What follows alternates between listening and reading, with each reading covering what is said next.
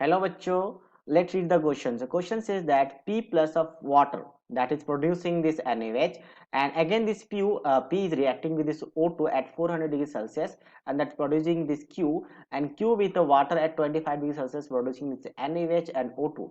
A Q is used for oxygenating in a submarine, then P and Q are. So P and Q क्या होगा हमें ये बताना है। सबसे पहले अगर हम बात करें तो यहाँ पे क्या पी को वाटर में डिसॉल्व करने से NaOH बनता है, और ऑप्शन क्या है, या तो आपके पास यहाँ पे सोडियम पेरोक्साइड है या तो फिर सोडियम ऑक्साइड है, क्योंकि यहाँ पे देखोगे तो दोनों सोडियम पेरोक्साइड है और ये दोनों सोडियम ऑक्साइड है।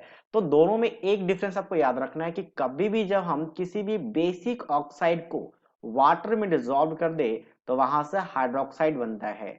तो ये हाइड्रोक्साइड बनाएगा, यहाँ पे ट्वाइस लिखेंगे आपका बैलेंस हो जाएगा।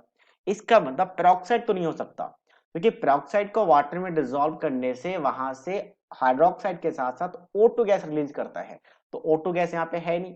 ये दो कॉन्सेप्ट याद रखना है आपको। पहला चीज, अगर आपके पास कोई भी बेसिक ऑक्साइड है वाटर में डिसॉल्व करो, आपका क्या बनाएगा, हाइड्रोक्साइड बनाएगा।